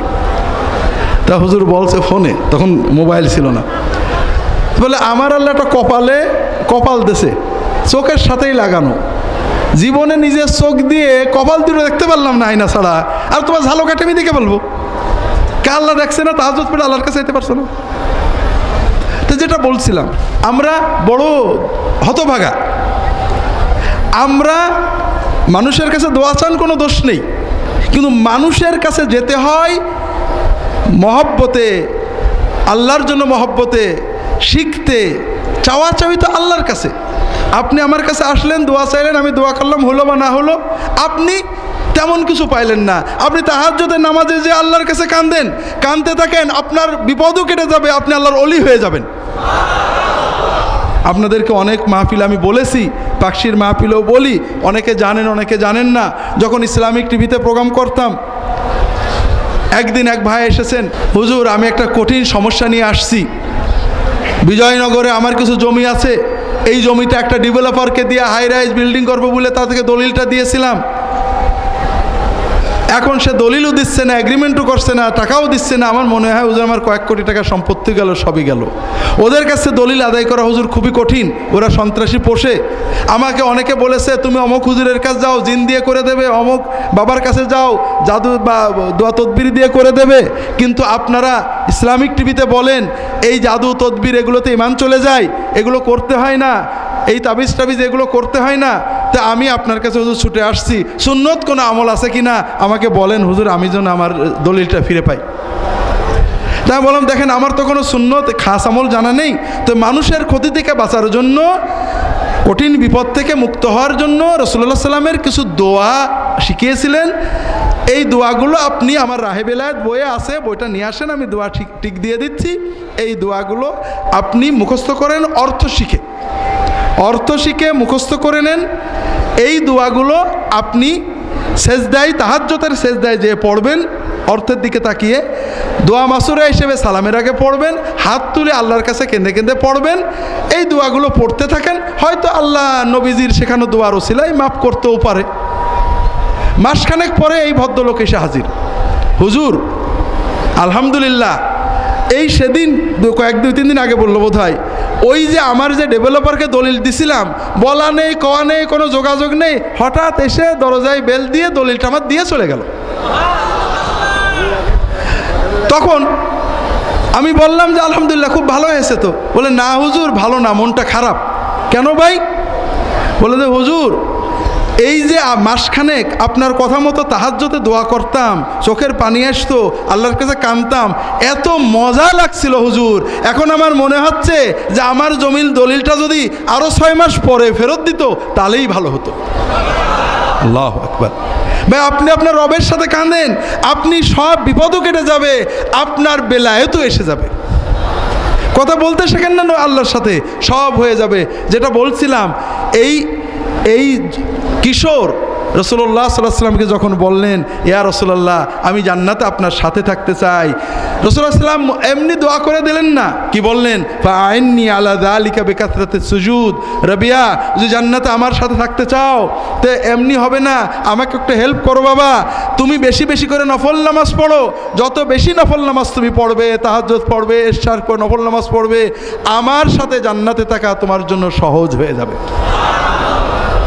তো যেটা বলছিলাম ভাইরা, এই যুবক, যে যুবকের কথা বললাম, এসে জিজ্ঞাসা করলো শ্রেষ্ঠ মুসলমানকে, এবারে দ্বিতীয় প্রশ্ন করেছে, ইয়া রাসূলুল্লাহ আইয়ুল মুসলিমিন আকিয়াস। শ্রেষ্ঠ মুসলমানদের কথা তো বুঝলাম, তবে মুসলমানদের ভিতরে সবচেয়ে বুদ্ধিমান মুসলমানকে ইয়া রাসূলুল্লাহ? তখন রাসূলুল্লাহ সাল্লাল্লাহু আলাইহি ওয়াসাল্লাম বললেন আকসারুহুম লিল মাউত যিকরান ওয়া লিমা বা'দাহু ইসতি'দাদা। মুসলমানদের ভিতরে সবচেয়ে বুদ্ধিমান মুসলমান, সচেতন মুসলমান ওই মুসলমান যে মৃত্যুর কথা বেশি বেশি করে মনে রাখে আর মৃত্যুর পরের জীবনের জন্য বেশি বেশি প্রস্তুতি নেয়। তো ভাইরা, দুটো ছাত্র, একটা ছাত্র জানুয়ারি ফেব্রুয়ারি মাস থেকেই পড়াশুনো শুরু করে দিয়েছে, পরীক্ষার প্রস্তুতি নেয়, 4-5 মাস পরে হাফ ইয়ারলি পরীক্ষা, ফার্স্ট সেমিস্টার পরীক্ষা। কেউ কিছু বললেই যদি বলে খেলতে চলো, আজকে রাত আর পড়বে না, বলে না ভাই পরীক্ষা আছে। আর একজন ছাত্র তিনি খুব বুদ্ধিমান, আরে পরীক্ষা কোনো 7-8 মাস দেরি আছে, আরে লাখ সময় আসলে পড়া যাবে। এই দুই ছাত্রের ভিতরে বুদ্ধিমান কে? হ্যাঁ, তো ভাইরা আমাদের তো যেতেই হবে। মৃত্যুর কথা মনে করলে কি মরণ কাছে আসে নাকি? আমাদের আপনজনেরা যখন আমরা বলি আমি যদি মরে যাই হয়তো মরে যাব, সঙ্গে সঙ্গে বলে কেউ, আমাদের এলাকায় কেউ বলে 60 মানে কি আমি জানি না, কি জন্য বলে জানি না। 60 না হয় 70 হলে কি সমস্যা তাও জানি না। তো কথা হলো 60 বলতে হয় না, খবরদার এসব কথা বলতে হয় না। তার মানে আমরা যদি মৃত্যুর কথা বলি তাহলে আজরাইলের আমাদের কথা মনে পড়ে যাবে, ঠিক না? ঠিক না? আর যদি আমরা মৃত্যুর কথা না বলি তাহলে আজরাইলও আর আমাদের কথা মনে করবে না, মরণটা পিছিয়ে যাবে, ঠিক না? না ভাই, ওই ছাত্রই বুদ্ধিমান যে ডিসেম্বরের পরীক্ষার কথা জানুয়ারি ফেব্রুয়ারিতে মনে রাখে, আর ওই ছাত্র বোকা যে মরণের কথা মনে রাখে না, পরীক্ষার কথা মনে রাখে না, হবে সময় আসলে পড়ে নেব, ও ভালো রেজাল্ট করতে পারে না। এই জন্য ভাইরা আখেরাতের কথা মনে রাখলে তো দুনিয়ায় কোনো লস নেই। দুনিয়ার প্রতিটি কাজই আখেরাতের হতে পারে যদি আখেরাত মুখিতা থাকে। আপনার পরিবার, আপনার আয় উপার্জন, আপনার বিয়ে শাদী, আপনার চাকরি বাকরি, আপনার ঘরের এসি, আপনার ঘরের ফ্যান, আপনার গাড়ি, আপনার বাড়ি, এ সবই আখেরাতের হতে পারে যদি আপনি আখেরাত মুখিতাকে লালন করে এই কাজগুলো করেন। কথা কি বুঝতে পেরেছেন? তা আজকে এটা আমরা বলতে পারবো না। আল্লাহর সাথে বিজনেস মনের ভিতরে। আপনি বাড়ি করেছেন, পাশের লোক দোতলা করেছে, আমি একটা 3 তলা না করলে কেমন হয়? আপনার বাড়ির টাকা দুনিয়াতেই থাকলো, মাটিতেই পথলেন, আল্লাহর কাছে পাবেন না। আপনি বাড়ি করেছেন যে আমার ছেলে মেয়ে আছে, পর্দার সাথে থাকতে হবে, ভাঙাচুরো বাড়ি হলে মান সম্মান ইজ্জত অর্থাৎ আব্রু পর্দা নষ্ট হবে, ভালো করে বাড়ি করি যেন পর্দার সাথে স্ত্রীরা থাকতে পারে, বউ ছেলে মেয়ে থাকতে পারে। আপনার বাড়িই থাকবে, কিন্তু বাড়ির যত খরচ আপনার নেকির আমলনামায় জমা হয়ে যাবে। আপনার ছেলে চাকরি করবে, আলহামদুলিল্লাহ, আপনার ছেলে পড়বে, ব্যারিস্টার হবে, আপনি শুধু খরচ করছেন, ও খরচ মাটিতেই চলে গেল, কোনো কাজে লাগলো না। আপনার ছেলের পিছনে খরচ করছেন, আমার ছেলে ভালো মুসলমান হবে, আল্লাহওয়ালা হবে, দিনদার হবে, আলেম হবে, আমি তাকে দুনিয়ায় তো হবেই, কিন্তু আমার মূল মাকসুদ সেজন্য আল্লাহওয়ালা হয়, তার সবটা আমি কবরে বসে পেতে পারি। ওর পিছনে যত খরচ করছেন আপনি, সবই আপনার নেকির আমলনামায় জমা হয়ে যাচ্ছে। তো এই জন্য ভাইরা আখেরাত মুখিতা যত আসবে, দুনিয়ার হিংসা কমে যাবে, লোভ কমে যাবে, স্বার্থপরতা কমে যাবে, চলেই তো যেতে হবে, ঝগড়া করে কী লাভ, কখন যাই তো ঠিক নেই। এই জন্য আল্লাহ রসুল সাল্লাল্লাহু আলাইহি ওয়াসাল্লাম অন্য হাদিসে বলছেন, কুন ফিদ দুনিয়া কাআন্নাকা গারিবুন আও আবিরু সাবিল, তুমি দুনিয়াতে এমনভাবে থাকবে যেন তুমি মুসাফির অথবা পথচারী, বিদেশি। যে বিদেশি, সে বিদেশে ঝগড়া করে না, মামলা মোকদ্দমা করে না, পথে যে যায় ফেরিতে উঠে জায়গা নিয়ে ঝগড়া করে না, সে জানে আমাকে চলে যেতে হবে, মোটামুটি পার হয়ে গেলেই হলো।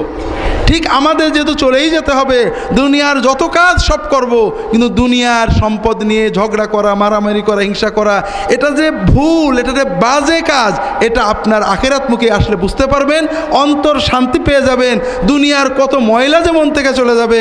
আল্লাহ তাআলা তৌফিক দান করুন, আমিন। যে কথা বলছিলাম ভাইরা, আপনারা এসেছেন, প্রথম যে কথা বলতেছিলাম, আমার রাহে বেলায়েত বইটা আপনাদের সবার বলবো। আমি যখন ইহয়াউস সুনান লিখি, আমাদের মরহুম পীর সাহেব বললাম যে হুজুর এই বই লিখছি, বাবা আমাদের বিরুদ্ধে লিখেছো তো কিছু? তাহলে হুজুর লিখছি কিছু। নাম কি দেবে বাবা? অনেক নাম দেয়া হলো, আমাদের ডাক্তার তারেক ছিলেন, কোনো নাম হুজুর নিলেন না, ইহয়াউস সুনান। বাবা সুন্নত তো বুঝলাম, এখন তো কারোর বই পড়ে মজা পাওয়া যায়, কোন আমলটা সুন্নত, আমলের উপর একটা বই লেখো। রাহে বেলায়েতটা লিখছিলাম। তা আলহামদুলিল্লাহ, আপনারা যারা এখানে এসেছেন নিজে পড়তে হবে ভাইরা। ওয়াজ মাহফিল এটা ব্যাটারি চার্জ দেয়, কিন্তু আপনার এই যে পুরো বছর আল্লাহর পথে থাকার জন্য আপনাকে প্রতিনিয়ত খোরাক দিতে হবে। বাৎসরিক খোরাকে মানুষ বাঁচে না, বাৎসরিক খোরাক, বাৎসরিক ব্যায়াম মানুষকে একটু প্রাণবন্ত করে, কিন্তু প্রতিনিয়ত খেতে হবে, প্রতিনিয়ত ব্যায়াম করতে হবে। এই জন্য ভাইয়েরা আমরা দীর্ঘ সময় কথা বলতে পারবো না। আমার কিছু বই আছে আপনাদের, এবং আমার যে ওয়াজ আলোচনাগুলো এখন ইন্টারনেটে পাওয়া যায়, অথবা আমার নাম লিখে দিলে ডক্টর খন্দকার আবদুল্লাহ জাহাঙ্গীর ফেসবুকেও পাওয়া যাবে, আপনারা সেখানে দেখতে পারেন।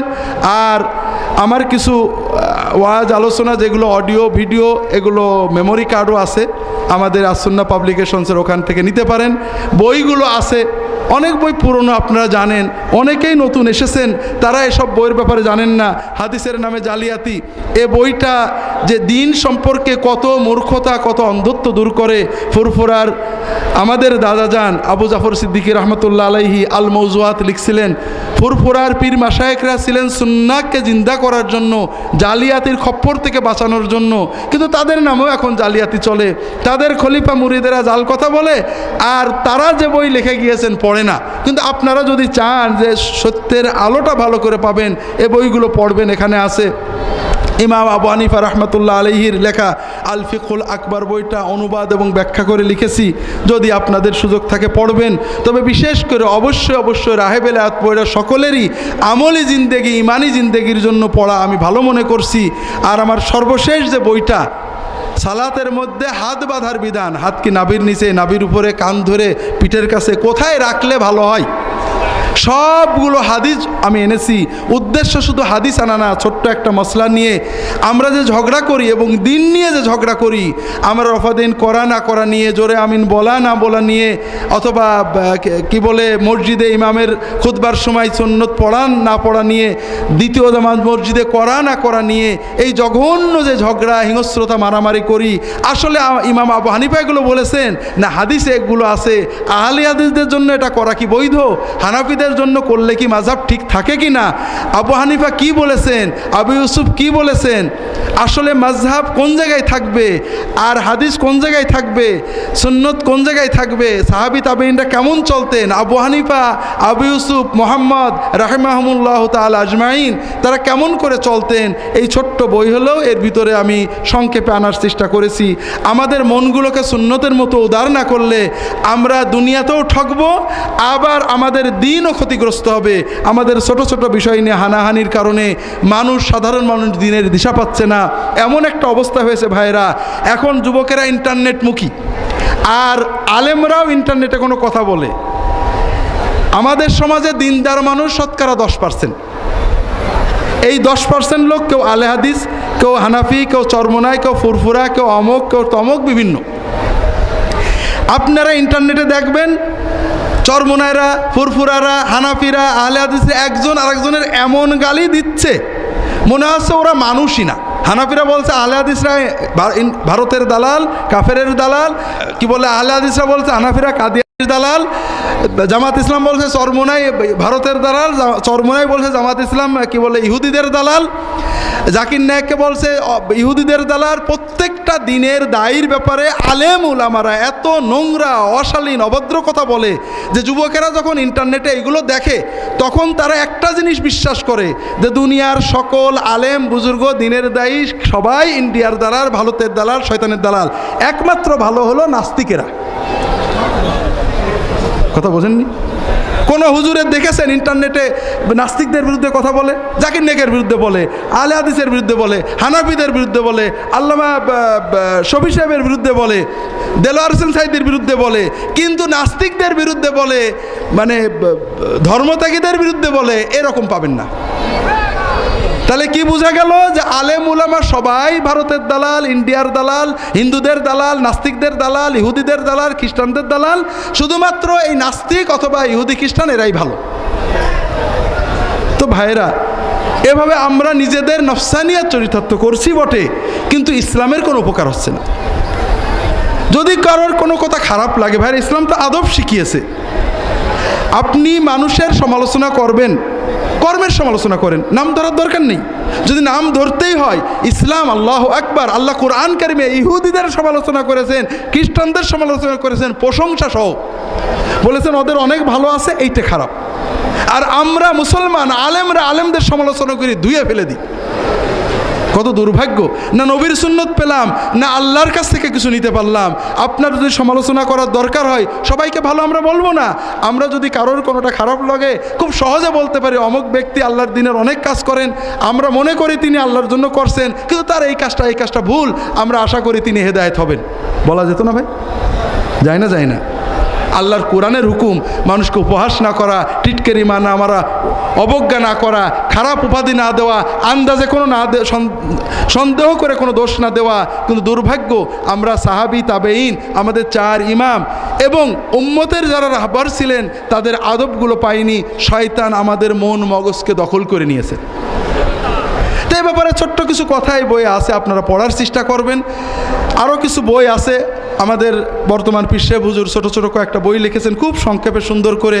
আপনারা সেগুলো নিয়ে বই পড়তে হবে ভাই। বইতে টাকা যায় না, 200 টাকা, 100 টাকা, 50 টাকা বই কয় টাকা যায়?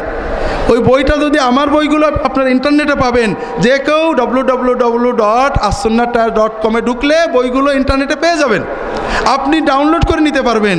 কিন্তু আপনি যে টাকার কাগজ আর কালি খরচ করবেন, ওই টাকা দিয়ে বা ওর সাথে কিছু দিয়ে বাইন্ডিংয়ের খরচ দিলেই বইটা পেয়ে যাবেন। বইটা আপনার ঘরে থাকবে, আপনি পড়বেন, অন্যরা পড়বে, সাদাকায়ে জারিয়া থাকবে। কাজে বই পড়তে হবে। শুধু মাহফিলে আসলেন আর শুনে চলে গেলেন, 1 বছর এইটাই গেজালেন, জাবর কাটলেন, এতে আমরা ঠিক জায়গায় যেতে পারবো না। কোরআন পড়বো, হাদিস পড়বো, আলেমদের বই পড়বো, প্রশ্ন করব। যেটা বলছিলাম ভাইরা, ওই প্রথম সাহাবীর কাছে যাই। এই সাহাবী, যুবক সাহাবী, 2টো প্রশ্নের পরে আল্লাহ রাসূল 5টা বিষয় বলেছেন, এটা এখন আর বলতে পারবো না। ওই প্রথম যে লোক লাগাম ধরলো, রাসূলুল্লাহ সাল্লাল্লাহু আলাইহি ওয়াসাল্লাম বললেন যে কী ব্যাপার, তুমি কেন আসছো? ইয়া রাসূলুল্লাহ দুল্লানি আলা আমালিন ইউকাররিবুনি মিনাল জান্নাতি ওয়া ইউবাইদুনি মিনান নার। ইয়া রাসূলুল্লাহ, আমাকে এমন একটা আমল বলে দেন যে আমলটা করলে আমি জান্নাতের কাছে যেতে থাকবো আর জাহান্নাম থেকে দূরে যেতে থাকবো। কথা বুঝেননি? দেখেন, সাহাবীরা প্রশ্ন করতেন খুচরো খুচরো না, এক কথাই সব যেন জেনে নেওয়া যায়, সহজে যেন একটা মৌলিক জায়গায় যাওয়া যায়, এরকম প্রশ্ন। রাসূলুল্লাহ সাল্লাল্লাহু আলাইহি ওয়াসাল্লাম নাযারাহু ইলাস সামাই ওয়া ক্বাল, রাসূলুল্লাহ আসমানের দিকে একটু তাকিয়ে বললেন, ইন কুনতা কাদ আওজাসতাস সুআল ফাকাদ আতওয়ালতাল মাকাল। তোমার প্রশ্নটা সংক্ষেপ কিন্তু কথা অনেক বড়। তা'বুদুল্লাহ ওয়া লা তুশরিকু বিহি শাইয়ান ওয়া তুকিমুস সালাতা ওয়া তাহুজ্জাল বাইতা ওয়া তাসুমা রমাদানা আদ্দিজ যাকাতাল মাফরুদা ওয়া আতিন নাস বিমা তুহিব্বু আন তা'তিয়াহুম বিহি ওয়া মা তাকরুহু লিনাফসিকা ফাদা'in নাস আনহু। শোনো, এক কথায় যে কাজ করলে জান্নাতের দিকে যেতে থাকবে আর জাহান্নাম থেকে দূরে চলে যাবে, সেটা হলো আল্লাহর ইবাদত করবে, আল্লাহর সাথে কাউকে শরীক করবে না, শিরিক মুক্ত ইবাদত করবে আল্লাহর, সালাতটাকে কায়েম রাখবে, যাকাতটা দেবে, রোজা রাখবে, হজ করবে। আর এটা হলো দ্বীনের আরকান, এগুলো করতে হবে। এগুলো ঠিকমতো করলেই তুমি জান্নাতে যেতে পারবে। খুব ভালো করে বোঝেন, আমরা এটা বুঝি না আল্লাহর দিন কত সহজ। আমরা অনেকে বোঝাতে চাই তুমি যতই নামাজ পড়ো, যতই রোজা করো, হজ করো, যাকাত করো, আমাদের এই লাইনে না আসলে কিচ্ছু হবে না। পীর সাহেবের মুরিল্লাহে জান্নাত পাবে না, রাজনীতিতে না গেলে জান্নাত পাবে না, তবলিগে না গেলে জান্নাত পাবে না। আর জান্নাত যেন আল্লাহ আমাদের কাছে বন্দুক রেখে দিয়েছে। আর আল্লাহ রসুল সাল্লাল্লাহু আলাইহি ওয়াসাল্লামের কাছে এসে একজন বলছে, ইয়া রাসূলুল্লাহ, আমার কিছু কাজের কথা বলুন যেন আমি জান্নাতে যাই। আরাখা দিছে। নবীজি বললেন 5 ওয়াক্ত ফরজ নামাজ পড়বে, রোজা রাখবে, হজ করবে, যাকাত দেবে, আল্লাহ তোমাকে জান্নাতে নিয়ে যাবে। আল্লাহ রসুল বললেন, কেউ যদি জান্নাতি মানুষ দেখতে যায়, ওই লোকটা কি বললো যে আপনি যে 5টা কথা বললেন আমি এইগুলো করবে, সে বেশিও করবো না, কম করবো না। নবীজি বললেন, তুমি যদি ঠিক মতো রাখতে পারো তুমি জান্নাতেই যাবা। কথা বোঝেননি? নবীজি বললেন নামাজ পড়লে, রোজা রাখলে, হজ করলে, যাকাত দিলে জান্নাতে যাবে। আর আপনি বলেন না, যতই করা হবে না, আমার তরিকে আসা লাগবে। জান্নাত আল্লাহ আপনার কাছে আল্লাহ লিজ দিয়ে দিয়েছে নাকি? এই জন্য আমাদের মরুমুজুর বলতেন, বাবারা কোথাও যেন ফুরফুরা এসো না, তোমরা কোরআনের মুরিদ হওয়ার মসজিদে যাও, কোরআন পড়েন, হাদিস পড়েন, আলেমদের কাছে যান, মসজিদে যান, নামাজ পড়েন। এটাই হলো জান্নাতের মূল কথা। তুমি নামাজ আল্লাহর ইবাদত করো, শিরিক মুক্ত ইবাদত, এটা হলো সবচেয়ে মূল কথা। শিরিক মুক্ত ইবাদত করে অল্প করো, এটাই তোমার জন্য যথেষ্ট। আর শিরিক জড়িয়ে বেদাত জড়িয়ে অনেক করো, লাভ হবে না, সবগুলো নিয়ে জঞ্জালে চলে যেতে হবে। সর্বশেষ রাসূলুল্লাহ সাল্লাম একটা মূল নীতি দিলেন, সেটা হলো মানুষের সাথে আচরণ। রাসূলুল্লাহ সাল্লাল্লাহু আলাইহি ওয়াসাল্লাম বললেন, তুমি মানুষ থেকে যেমন আচরণ চাও, তুমি যেটা চাও যে মানুষেরা তোমার সাথে করুক, তুমি তাদের সাথে ঠিক ওই রকম করো। কথা কি বুঝতে পেরেছেন? কথা বোঝেননি? অর্থাৎ তুমি কি চাও? মানুষ তোমাকে সম্মান করুক, তোমার সাথে ভালো ব্যবহার করুক, তোমার ব্যাপারে সন্দেহ না করুক, তোমার কথাটা গ্রহণ করুক। ঠিক তুমি যখন কারোর সাথে আচরণ করবা, চিন্তা করো তুমি যদি ওইখানে হতে আর তোমার সাথে কেউ করতো, তাহলে তুমি কেমন মনে করতে? মানুষ তোমার সাথে যেমন আচরণ করুক তুমি প্রত্যাশা করো, তুমি ঠিক তেমন আচরণ মানুষদের সাথে করো। আর মানুষরা যে আচরণ করলে তোমার কষ্ট লাগে, যে কথা তোমাকে বললে তুমি কষ্ট পাও, যে আচরণ তোমার সাথে করলে তুমি কষ্ট পাও, ওই আচরণ তুমি অন্য কারোর সাথে করো না। কথা বুঝতে পারেননি? তা আল্লাহ রসুল সাল্লাল্লাহু আলাইহি ওয়াসাল্লাম আমাদেরকে জান্নাতে যাওয়ার মূল নীতিটা বলে দিলেন। আল্লাহ রসুল প্রথমে কি বললেন? তা'বুদুল্লাহ ওয়া লা তুশরিকু বিহি শাইআ। আল্লাহর ইবাদত করবে, তার সাথে শিরিক করবে না। শিরিক মুক্ত ইবাদত, এটাই হলো সবচেয়ে কঠিন কাজ, অথচ শিরিক মুক্ত ইবাদত হলো সবচেয়ে সহজ কাজ।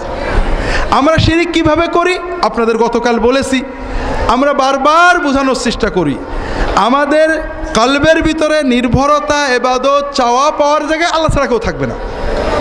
আর এখানে কেউ ঢুকলেই শিরিক হয়ে যাবে। আর শিরিক হলো দিনদার মানুষদের ধ্বংসের প্রথম পথ। শিরিক থেকে মুক্ত হতে গেলে সুন্নতের ভিতরে থাকতে হবে। যতক্ষণ আপনার নীতি হবে নবী রাসূলুল্লাহ সাল্লাল্লাহু আলাইহি ওয়াসাল্লাম যা করেছেন করব, যা করেননি করব না, যা করেননি করব না, যা করেছেন করব। দুনিয়ায় যে যা করুক, কারোর সাথে আমার ঝগড়া নেই, সবাই ভালো সবাই মন্দ, যা হয় হোক, আমি আমার নবীজিকে নিয়ে থাকবো। রাসূলুল্লাহ সাল্লাল্লাহু আলাইহি ওয়াসাল্লাম যে কাজ করেছেন তাই করব, যে কাজ করেননি করব না, যে কথা বলেছেন বলবো, যে কথা বলেননি বলবো না, যে বলে বলুক। আপনার শিরকে যাওয়ার কোনো ভয় নেই। আর যখনই আপনি সুন্নতের বাইরে যাবেন, কোনোটা জায়েজ হবে, কোনোটা বেদাত হবে, কোনোটা শিরকে চলে যাবে, যাবেই যাবে। এটা এমন একটা দরজা, কোনোভাবে ঠেকানো যায় না। কাজেই তাওহীদের উপরে থাকতে হলেই সুন্নতের উপরে থাকতে হবে, আর সুন্নতের উপরে থাকলেই আপনি তাওহীদ পেয়ে যাবেন।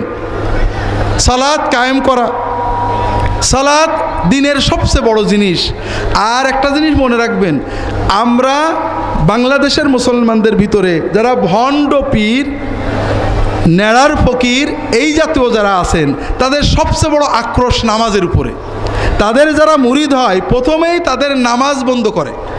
কারণ কোনো মুসলমান যখন নামাজ পড়ে, তখন তার কলবটা শয়তান পুরোপুরি দখল করতে পারে না। নামাজ হলো আল্লাহর সাথে বান্দার মূল সম্পর্ক।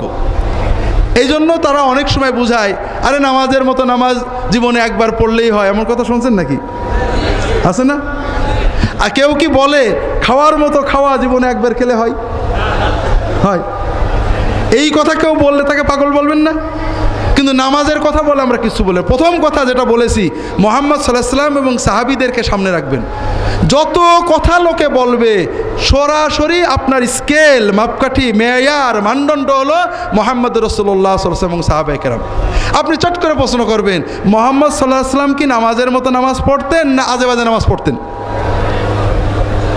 হ্যাঁ, নামাজের মতো নামাজ পড়তেন। তিনি কি একবার পড়লেই হয়েছিল না আজীবন আমরণ পড়তে হয়েছিল? কাজেই কেউ যদি বলে যে মুহাম্মদ সাল্লাল্লাহু আলাইহি ওয়াসাল্লাম আমি বেশি ইমানদার, আমার জীবনে একবার পড়লেই হয়, সে মুসলমান না কাফের? ব্যাস, খুব মানদণ্ড। কেউ বলবে আরে নামাজ পড়বো কি, আগে মন ঠিক হোক তারপরে নামাজ পড়বো। আমার কাছে একটা হিন্দু ছেলে আসছে, আপনাদের আখলাকে কেউ, মুসলমানদের আখলাকে কেউ মুসলমান হয় না, তারপরও ইসলামের ভিতরে এমন আলো থাকে, এই যে আল্লাহ যে ব্যবস্থাটা দিয়েছেন ওটা অনেক মানুষকে নিয়ে আসে। যুবক ছেলে, কলেজে পড়ে, স্যার আমি মুসলমান হতে চাই, তবে আপনাকে একটা প্রশ্ন করতে আসছি। আসলে পুরো মুসলমান ভালো মুসলমান না হয় কি নামাজ পড়া যায়? তখন যে বাবা প্রশ্নটা একটু ঘুরিয়ে ফেলো, নামাজ না পড়ে কি কোনোদিন মুসলমান হওয়া যায়? তোমাকে যদি কেউ বলে যে পুরোপুরি সুস্থ না হয়ে কি ভাত টাত খাওয়া যায়, তাহলে আপনি কি বলবেন? যে না খেয়ে কি সুস্থ হওয়া যায় নাকি? কথা বোঝেননি? একজন যদি বলে না আমি রুগী মানুষ, আমি কিচ্ছু খাবো না, ভাত খাবো না, রুটি খাবো না, কিচ্ছু খাবো না, আগে সুস্থ হই তারপর খাবো, আপনারা কি করবেন বলেন না? খুব ভালো করে বুঝুন ওই ছেলেটা কেন মুসলমান হতে আসছিল। ছোট্ট ঘটনাটা বলি।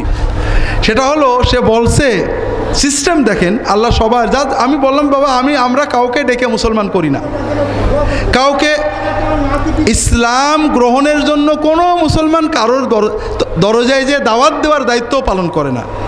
তুমি যদি মন থেকে বোঝো যে ইসলাম ঠিক, তুমি কি আল্লাহর কাছে কিয়ামতের দিন দাঁড়াতে হবে, কাজেই তোমারটা তুমি করবে, তবে তুমি যতটুকু পারো এটুকু তোমাকে করতেই হবে। কেন বাবা তুমি মুসলমান হবে? বলে আমার বাবা মারা গিয়েছে কয়েক মাস আগে, বাবার নাম গোবিন্দ। তে বাবাকে শ্মশানে পোড়াতে নিয়ে গেছে, বাবার নিচেই কাঠ উপরে কাঠ। তো বাবার উপরে যখন কাঠ দিয়েছে আমার খুব খারাপ লাগছিল, বাবা কালকেও আদর করছি, দড়াই ধরছি, চুমু খাইছি, আমার সেই বাবার উপর কাঠ দিচ্ছে, কি কষ্ট লাগছিল আমার। তারপর বাবার যখন আগুন দিল, আগুন দেওয়ার পরে আপনারা জানেন মরা মানুষের হাত পা খিচে আসে, তো বাবার পাটা লাফ মেরে উঠলো খরচ করে। তা আশেপাশের লোকরা বলে এই গোবিন্দ লাফাচ্ছে বলে এই নিয়ে বড় বাড়ি মেরে মেরে আমার বাবার পার হাড় গোড় সব ভেঙে ফেললো। তা আমি বমি এসে গেলাম, আমি অসুস্থ হয়ে পড়লাম। তা আমি আমার গোসাইদেরকে গুরুদেরকে জিজ্ঞেস করলাম যে আছে এই যে মানুষ মরে গেলে পোড়াতে হয়, আমাদের ধর্মের কোন কেতাবে বেদ গীতা কোথায় আছে? তা গোসাইরা একটাই বলে যে এই সব যুগ যুগ ধরে করে আসছে, এত কথা বলতে হয় না। তো তারপর থেকে আমার জন্য খুব কষ্ট লাগে যে না আমাদের এগুলো কি করি। তা আমার খুব শখ মুসলমান হওয়ার। তো মূল কথাটা হলো ভাইরা, এই নতুন মুসলমান হবে সেও মনে করে, কারণ আমরা মুসলমানরা বোঝাতে পারিনি যে নামাজ বোধহয় লাস্ট কাজ না, নামাজ হলো ফার্স্ট কাজ। নামাজ না পড়লে মন ঠিক হবে কি করে? ওষুধ না খেলে কি সুস্থ হয়? কেউ যদি বলে আমি এখন রুগী, ওষুধ খাবো না, সুস্থ হয়ে খাবো, তাকে কি পাবনায় নেবেন না? এই তো পিছনে আছে দেখবেন তো ভাইরা। বেঈমান কেউ বলে যে মারেফাত হয়ে গেলে আর নামাজ লাগে না, আছে নাকি এরকম? আছে। প্রথম কথা বোঝেন, এই যে মারেফাতের গুরুত্ব দেওয়া, এটা রাসূলুল্লাহ সাল্লাল্লাহু আলাইহি ওয়াসাল্লাম কোরআন এবং হাদিসে নেই। কোরআন এবং হাদিস বলে ইহুদি খ্রিস্টান আবু জাহেল তাদেরও পুরো মারেফত ছিল। মারেফত কোনো খায়ের না, এই মারেফত যখন ইমানে যাবে, ইমান এবং এলেমে পরিণত হবে, তখন সেটা কল্যাণ। ইহুদিদের মারেফত ছিল, খ্রিস্টানদের মারেফত ছিল, কাফেরদের মারেফত ছিল, কোনো লাভ হয়নি। মারেফত আছে মেনে নিচ্ছে না, মারেফতের কোনো দাম নেই। এই জন্য ইসলামে ইমান এবং এলেমের গুরুত্ব দেওয়া হয়েছে। ইমাম আবু হানিফা রাহমাতুল্লাহ আলাইহি বলছেন মারেফতে আমরা সবাই সমান, মারেফতের পরে ইমান না আসলে কোনো লাভ নেই। মারেফতই সব, এটা ইসলামের একটা বাতিল ফেরকা ছিল, জাহামিয়া বলা হতো। তারা বলতো, আবু হানিফা রহমতুল্লাহ আলাইহি লেখছেন মারেফতই যদি সব হতো তাহলে খ্রিস্টান ইহুদি কাফের সবাই জান্নাতে যেত। আলহামদুলিল্লাহ, আমি আপনাদের থেকে বিদায় নিচ্ছি। আল্লাহু তাআলা আলাম। আল্লাহুম্মা সাল্লি আলা মুহাম্মাদ ওয়া আলা আলিহি ওয়া সাহবিহি আজমাইন। সুবহানাকা আল্লাহুম্মা ওয়া বিহামদিকা আশহাদু আল্লা ইলাহা ইল্লা আনতা আস্তাগফিরুকা ওয়া আতুবু ইলাইক। There is no man more dear to me throughout the whole of history than the one who was sent as a guide, leading people from darkness to light.